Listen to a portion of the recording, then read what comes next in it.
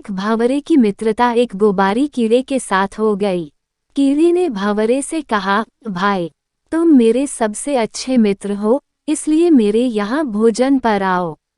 अगले दिन सुबह भंवरा तैयार होकर अपने बच्चों के साथ गोबारी कीड़े के यहाँ भोजन के लिए पहुंचा।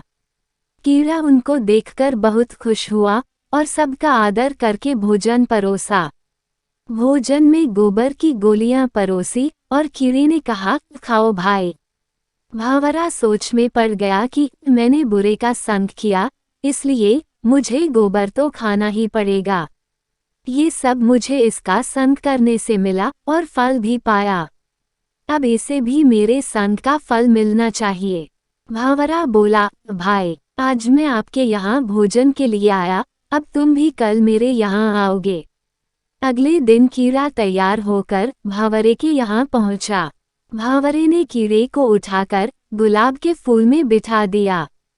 कीड़े ने फूलों का रस पिया, फिर अपने मित्र का धन्यवाद किया और कहा, मित्र, तुम तो बहुत अच्छी जगह रहते हो और अच्छा खाते हो। इसके बाद कीड़े ने सोचा, क्यों न अब मैं यहीं रह जाऊं, और ये सोचकर कीड़ा फूल में ही बैठा रहा। तभी वहां पास के मंदिर का पुजारी आया, फूल तोड़कर ले गया और चढ़ा दिया बिहारी जी और राधा जी के चरणों में। कीड़े को भगवान के दर्शन भी हुए और उनके चरणों में बैठने का सौभाग्य भी। इसके बाद संध्या में पुजारी ने सारे फूल इकट्ठा किए और गंगा जी में छोड़ दिए।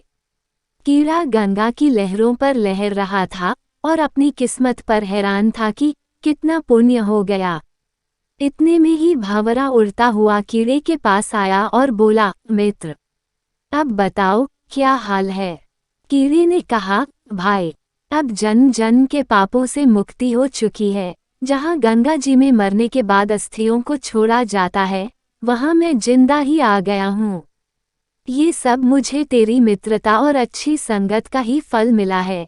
जिसको मैं अपनी जन्नत समझता था, वो तो गंदगी थी, और जो तेरी वजह से मिला, यही स्वर्ग है।